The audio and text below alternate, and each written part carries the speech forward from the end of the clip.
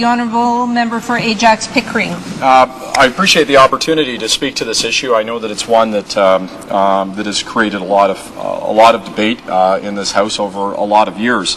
And I'll start by sort of saying how my opinions have been shaped on the issue of guns overall. My grandfather was a hunter.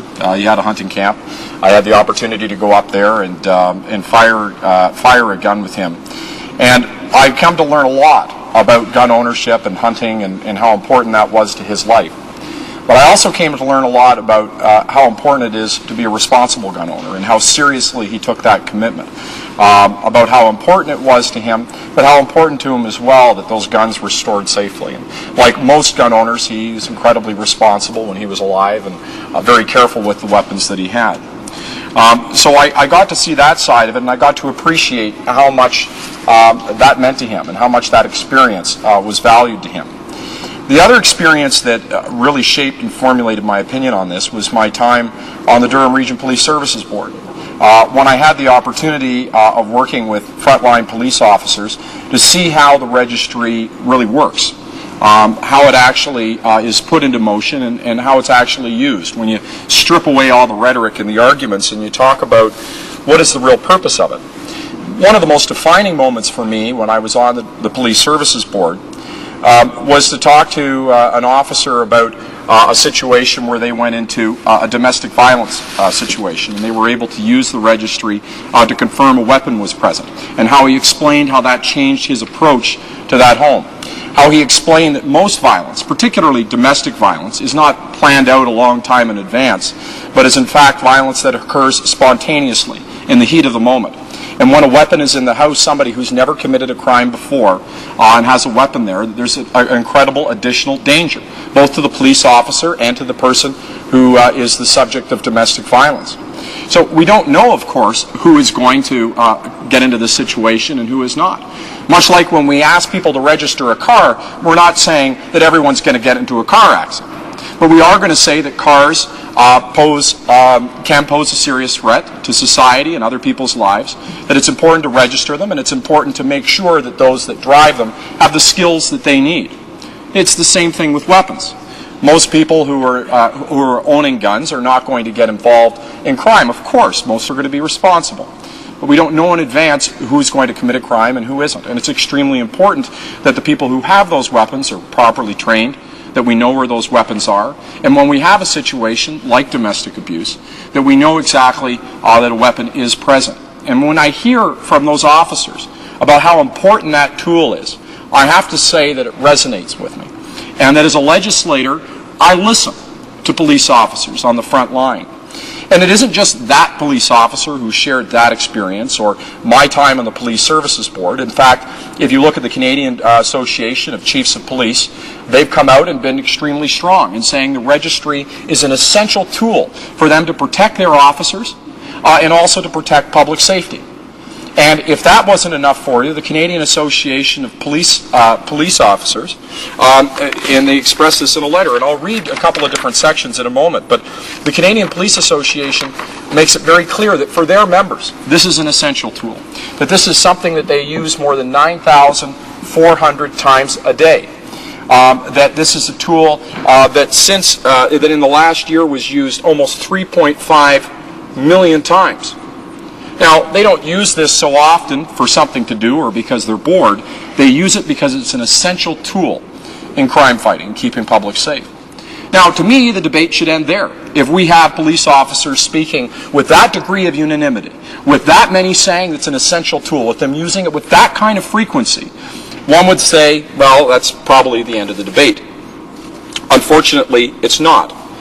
And in fact, it's mischaracterized, this debate, as somehow being against hunters or against people who have weapons. I've never heard anybody make the argument that licensing cars and having people to get trained is going against drivers, that we have something against drivers in this country. It's a ridiculous and preposterous argument. If we were against hunting, we'd make it illegal, but of course it's not. If we were against long guns, we would make them illegal, but of course we have not. It's a false argument. It's designed to create a wedge and to play games. And I think we should be clear on that.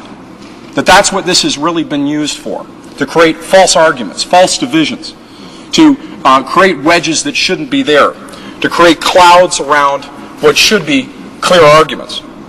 And in that regard, I think I'm going to read, if I could, some statistics with respect to long guns. And there's a lot of talk about just exclude the long guns. Well, let me read some statistics. Spousal homicides involving firearms occur twice as frequently with long guns than with handguns. Suicides are 5 times more likely to be committed with long guns than handguns. The majority of guns recovered or seized by police are non-restricted long guns. Murders with rifles and shotguns have decreased dramatically since 1991, in no small part because of stronger control on firearms. In fact, the number of murders in 1991 by long guns was 107. The statistic for 2007 is down to 32. So if you don't believe the police and you want to ignore them, the mass majority, and now you're left with those statistics. In fact, if you want to talk about police safety, police officers report that in the last decade, of the 15 officers that were killed, only 2 were killed by handguns. The remaining 13 police officers were killed with rifles or shotguns.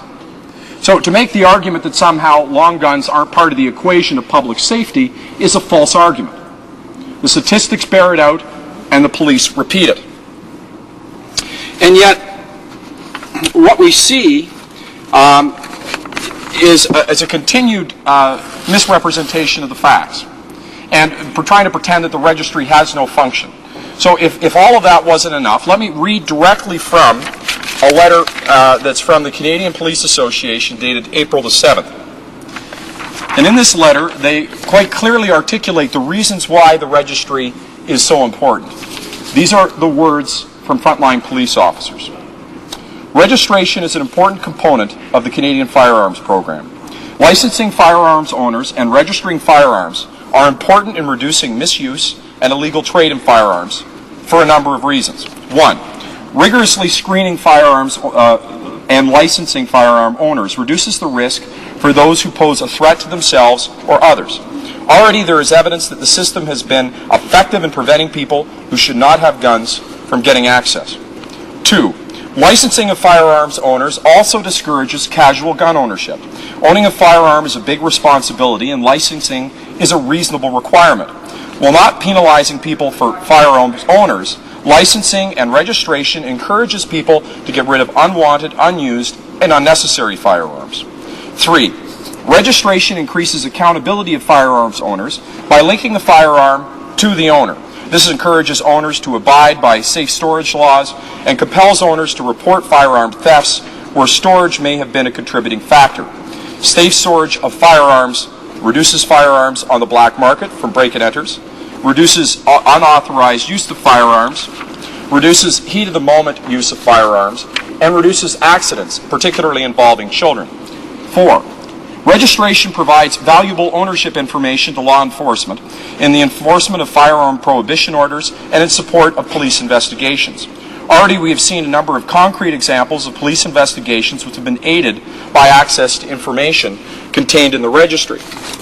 In fact, if I can go to one of the prime examples that I would point to, was a situation involving the shooting of 4 officers in Mayerthorpe, Alberta in 2005. In that instance, the evidence that led to the arrest and conviction of 2 men was directly related to the registry.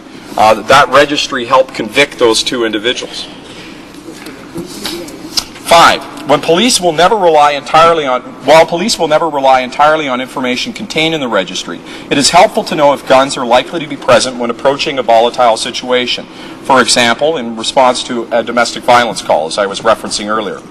The officer, in assessing the threat and risk, can weigh this information. 6, registration facilitates proof of possession of stolen and smuggled firearms and aids in prosecutions. Previously, it was very difficult to prove possession of illegal firearms and rifles.